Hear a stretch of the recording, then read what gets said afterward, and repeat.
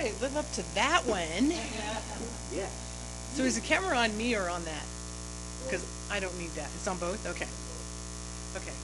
I have to be in the camera, right? No. I have to make sure it's on me, right? Showtime, girl. Just at the end. Just at the end. Yeah.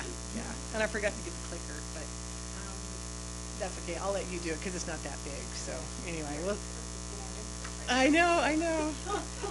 Hi, everybody. It's so good to be up here. I haven't been here in a while.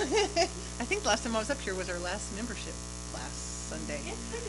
So, yeah, I think it's been a while. So, thank you. Anyway, so I wanted to kind of explain where the name of my talk came from. Two's company, three's a cloud. But I got to start with this story. So, when I was a grief counselor, thank you, hon, at Hope West, I was working with this little 9-year-old boy. And his mother had him and his mother had gotten in a car accident where she died. And he was like 3 years old at the time. And so he was having trouble. His dad, after his mom died, his dad kind of went downhill, got into drugs. So he was being raised by his grandmother. So she called us and just said he's struggling with some things in school. And so they asked if I could go visit with him. So we met at the school, and he was such a cute little kid. So we started talking about the accident and everything, and just kind of, one of the biggest things about grief is just telling your story. That's like the number one healing factor in grief, is telling your story. So most of the time we just let the kids tell their story. So he was telling the story about the accident and everything, and he said that after the accident, the paramedic, the people took me away and put my back towards the car so I couldn't see the car. And I'm sure, trauma-wise, I'm sure they knew to not let him, sit and look at it. Probably his mom was there. So, and he said, I turned around and looked at the car, and I saw there was a bear on one side and a mountain lion sitting on the other side of the car. I said, really? And he said, yeah, and I was trying to get people's attention, but nobody could see them. Nobody could see them. And so I was like, oh, wow. This is going to be fun. So I said, well, did you ever see him again since then? And he thought about it, and he said, yeah. One time I fell off the monkey bars at school, and I got hurt. And I was really scared, and I looked up, and they were in the playground. Same way.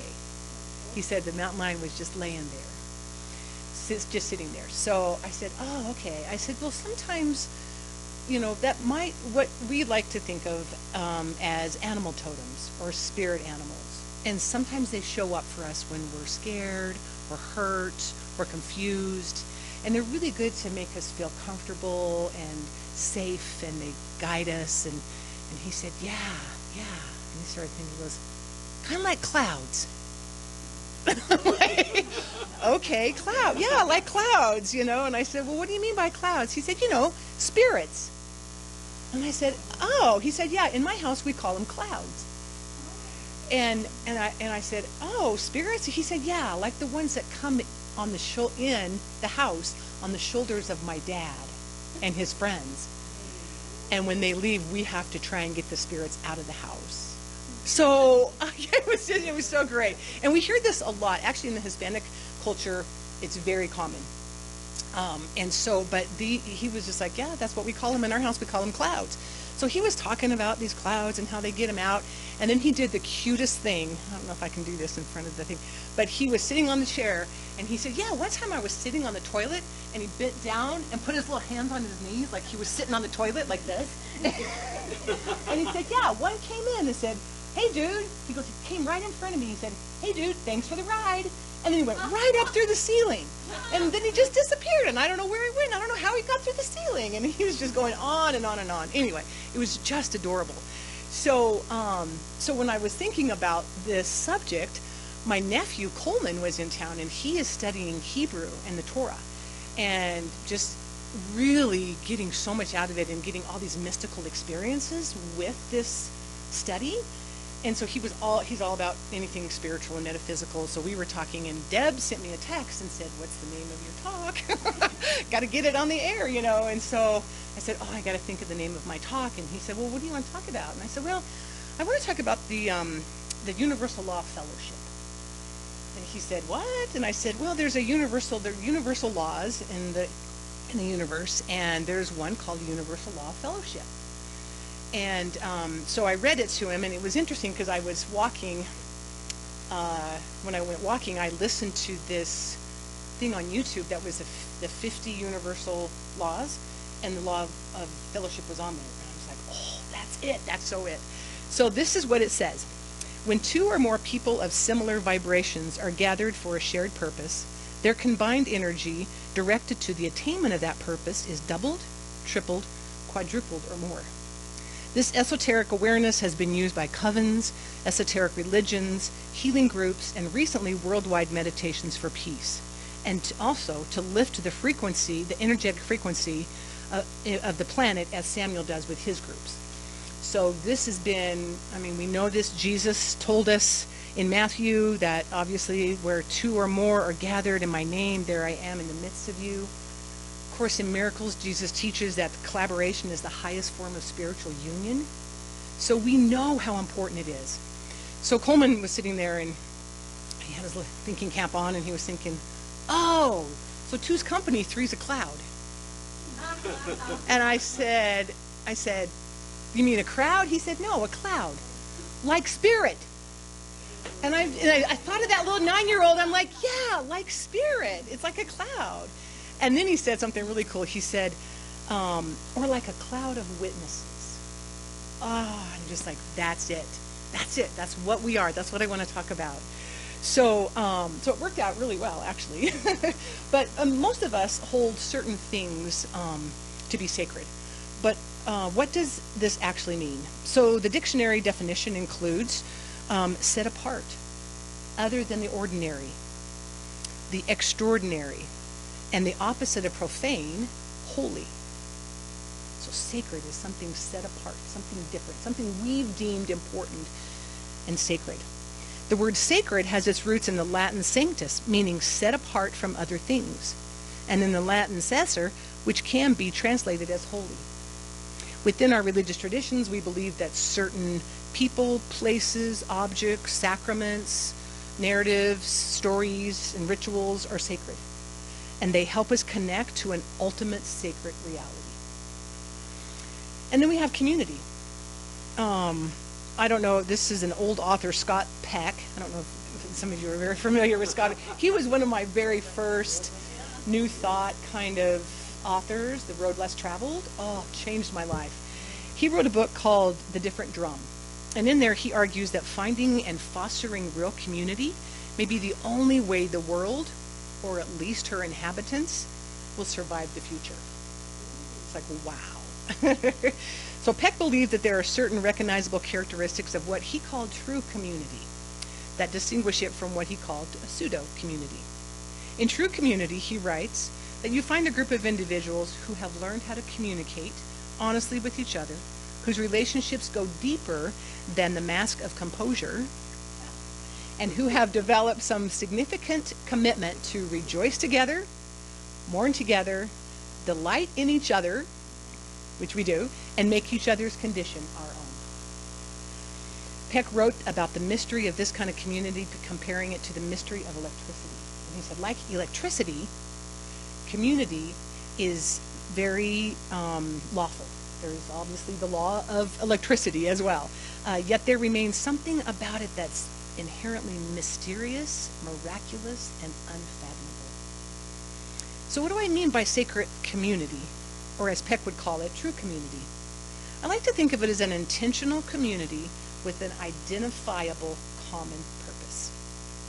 Maybe that purpose is simply to grow spiritually as individuals. It's a community where one can transcend oneself and experience a sense of the interconnectedness of life. It's a community in which each member seeks to see and relate to the divine or the sacred in each other.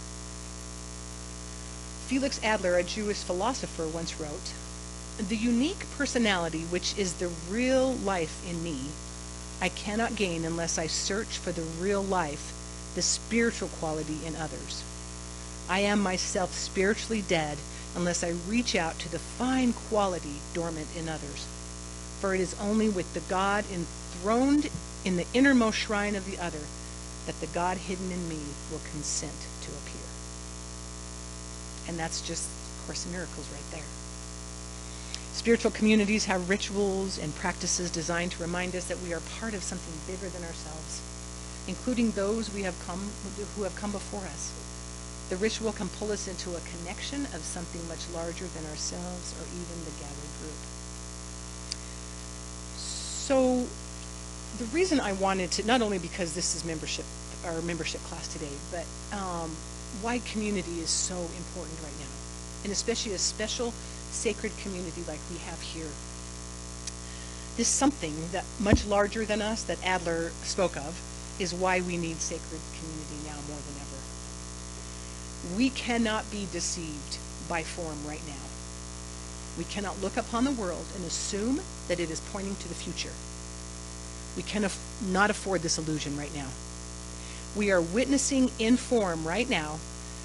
What we are witnessing in form right now is the manifestation of old thought patterns and old energies that are on the way out of our mass consciousness.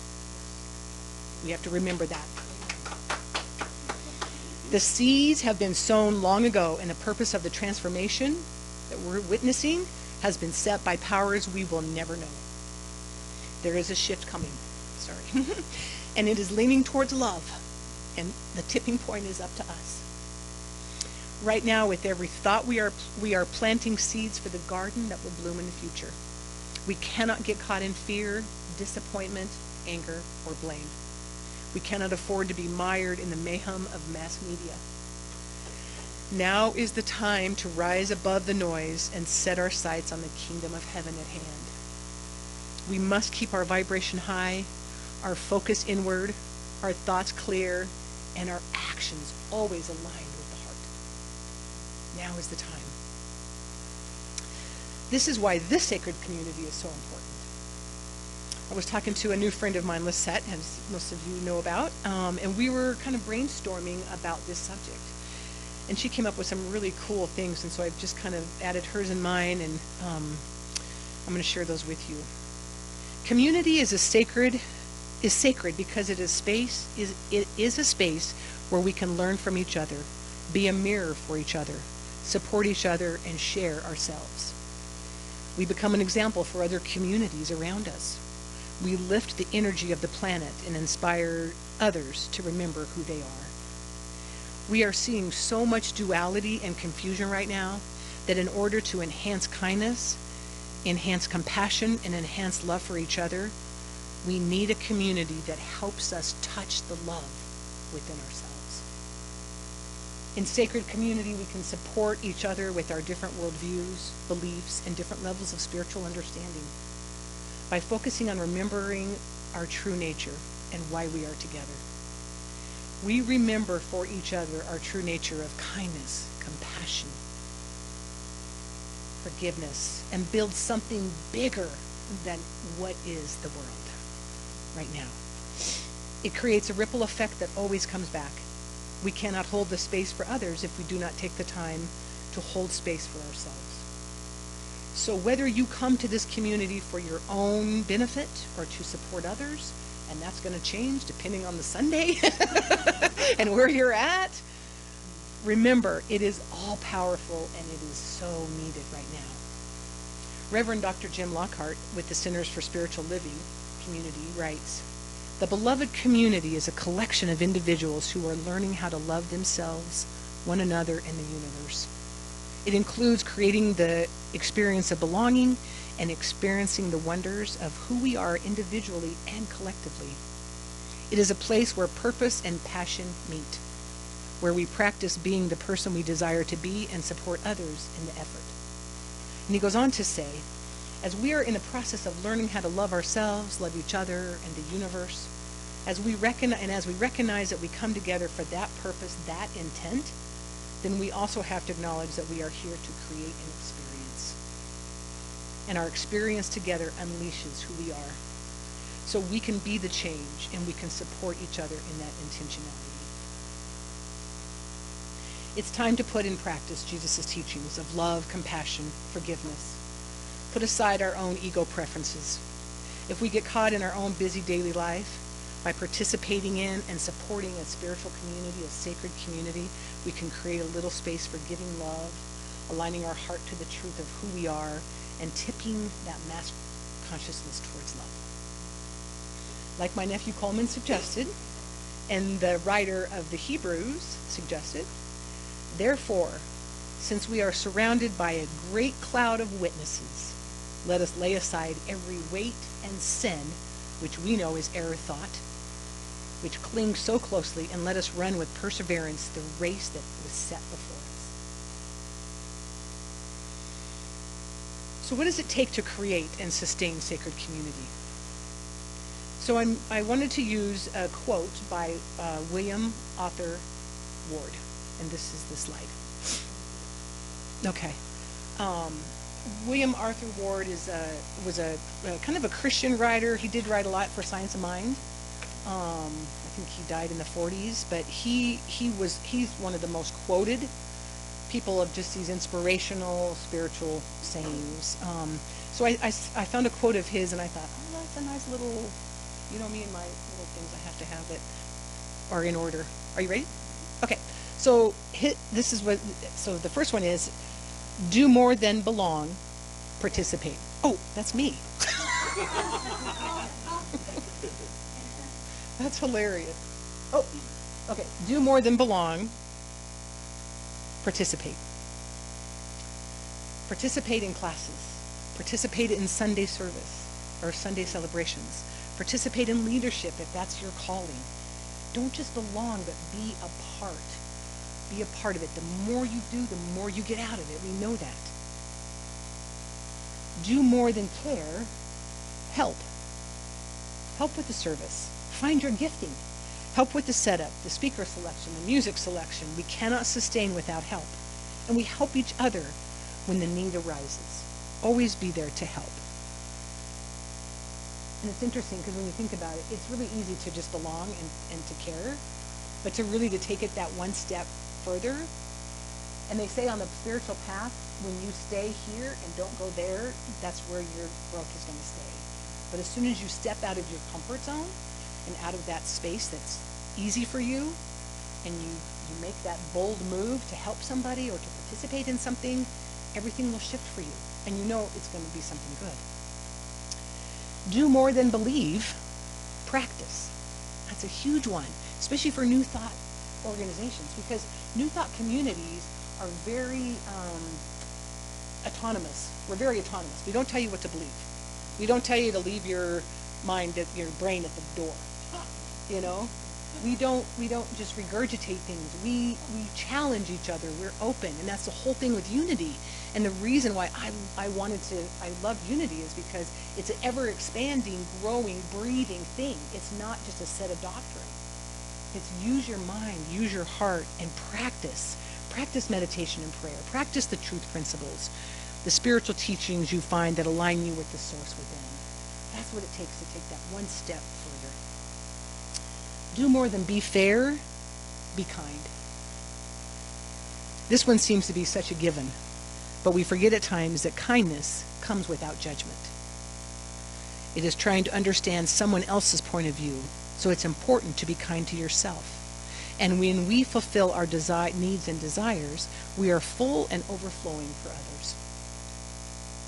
And do more than forgive, forget. Create an open path, as the Course in Miracles teaches us. Create an open path to walk along with others to salvation. We go together to salvation. It's when we're all one, when we all know we're one. That is salvation. We must forget each other's self-identity and see them as their true identity, whole, perfect, and complete, as well as ourselves. And do more than dream, work. Do the work. The work will always present itself. Spirit will always let you know what needs to come next. It always nudges you, sometimes very gently. When you don't go so gently, it'll push a little harder. When you don't go a little harder, it gets a cosmic 2x4 out, you know. The work is always there. Trust it and go in and do the work. You can only evolve when you are involved.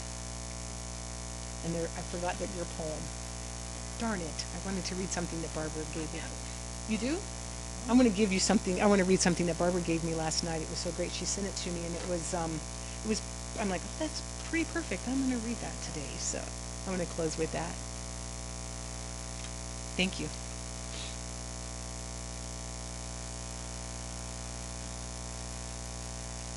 This is us. When I read it, I'm like, that's us.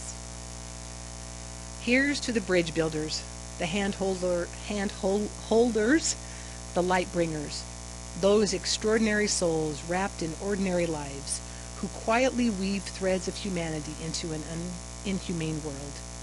They are the unsung heroes in a world at war with itself. They are the whisperers of hope that peace is possible. Look for them in the present darkness. Light your candle with their flame. And then go. Build bridges. Hold hands. Bring light to a dark and desperate world. Be the hero you are looking for. Peace is possible, and it belongs with us. We have something very special here at Unity Grand Valley, something that we have all created by participating, showing up for each other, practicing the principles, seeing each other's divinity, and doing what it takes to expand and grow. Let's keep it up. The world needs us.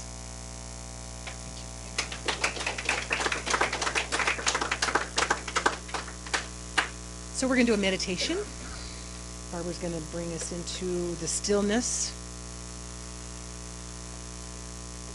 So get comfortable. Bring your awareness inward while feeling the energy outward. Where two or more are gathered, I am there. And whatever they ask is theirs. We come with open hearts, humble minds into this moment of stillness.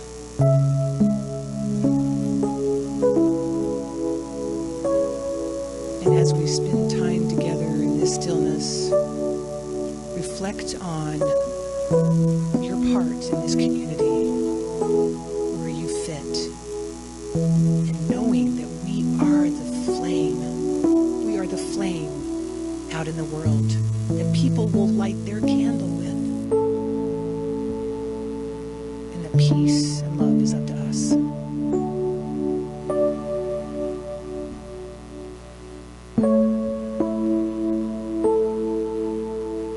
Take a moment in your quiet individual altar and open up to Spirit at this moment.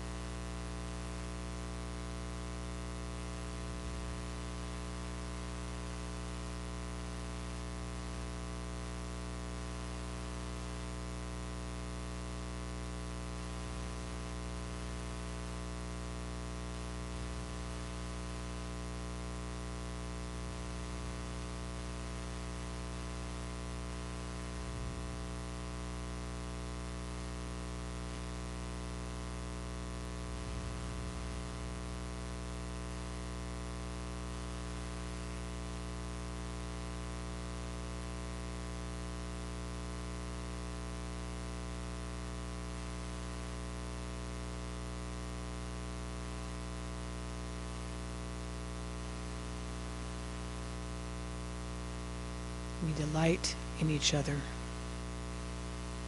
We delight in the beloved.